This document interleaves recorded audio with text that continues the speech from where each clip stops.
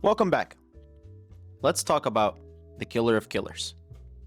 Take it away, voice. Coming in at a whopping 3.9 feet in height and weighing anywhere between 5 to 9.4 pounds, these secretary birds are one of the largest raptorial birds on our planet.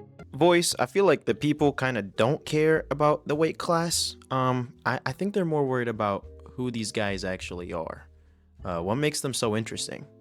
What are they well known for? These guys are mostly known for their long legs and dramatic black crest of feathers on the back of their heads. Speaking of their legs, interestingly enough, unlike a majority of birds of prey, secretary birds do not have grasping toes. Instead, they have toes which are thick and blunt with short curved talons. I bet y'all want to know so bad what those curved toes are for. We're not going to tell you till closer to the end of the video. Anyways, I have a pretty normal wingspan. I'm about 5'10". It's pretty tall.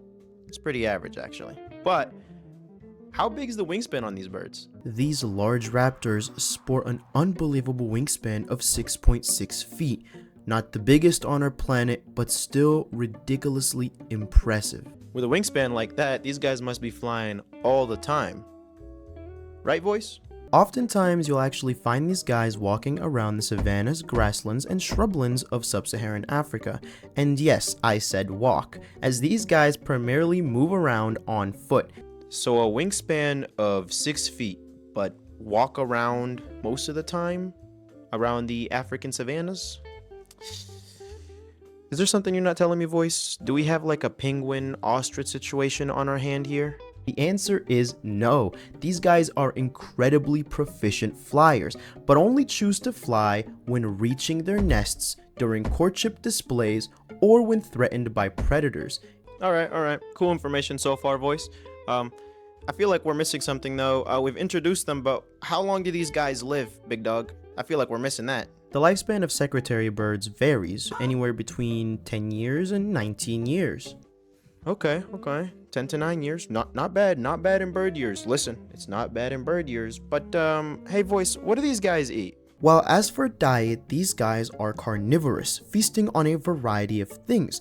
This includes rodents, ranging in size from mice to hares and even mongoose, insects such as locusts and beetles, amphibians, and this very special one, reptiles. These guys love eating snakes. To dial in on this, they specifically feed on smaller non-venomous snakes such as grass snakes and sand snakes, due to them being much less risky for the bird, as these birds do not have any venom immunity. However, they have been observed predating on larger, more venomous snakes, such as the puff adder and sometimes even the black mamba.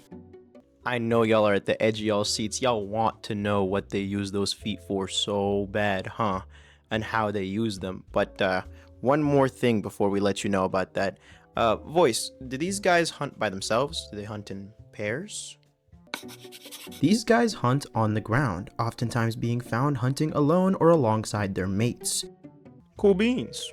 We love to see a couple interacting and hunting and going on dates together, even though they're just hunting small little critters. But here's where we all wanted to know. How do they hunt? And I feel like it has something to do with those talons. Take it away, voice. These creatures are often observed using their large feet and sharp claws to stomp their prey to death. Now, pretty much just like everything else on the planet, these guys have predators, so I'm just gonna let voice tell y'all all about that. For the little babies, they have to avoid martial eagles, vultures, as well as other large birds of prey. Jackals, hyenas, and even baboons have also been documented climbing up the trees where their nests are.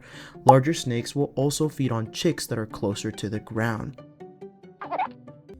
Alright, voice, you told us what eats the babies in this species, but are the adults fully safe, or are they also at risk of predation?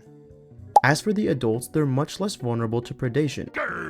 But larger adult martial eagles can actually overpower a secretary bird, and while less common, Lions, leopards, and even packs of African wild dogs may attempt to prey on this beautiful species. This is very rare, however. Wow. The bird eats and kills killer snakes, but gets absolutely ratioed by the nearest everything else, pretty much. The nearest martial eagle will ratio this guy. Pretty ironic. But let's talk about the reproductive habits. I know Voice is a little tired. He was kind of mouthing me off a couple of minutes ago, telling me about you never do any of the work. You make me do all the work. So let me take it just a little bit away from here, because I don't know everything. Interestingly enough, if these guys survive for long enough and are well fed and avoid their predators, they'll reach sexual maturity between the ages of 2 and 3. And how about you tell us about their courtship situation? Or I guess their coupling situation. Take it away, Voice. This species is known to live in a monogamous pair that will build nests of sticks together, oftentimes in acacia trees. They will often use this nest for years, continuing to add to it season after season. So, Voice has abandoned all common sense and reasoning, so I'm gonna have to read off of the script here. So, these nests can actually be 8 feet wide and 1 foot deep. In this nest, the female will usually lay 3 blue-green looking eggs. I'll put a picture like right here. That will take about 50 days before they hatch, to which the parents will feed the chicks regurgitated prey for around 3 months before they fully fledge, and then they're fledged. I hope you guys enjoyed this episode, and I'm gonna go figure out if Voice needs like a extra money, like a pay stub upgrade or something, because he's been a little moody recently. But yeah, I hope you guys enjoyed, and as always,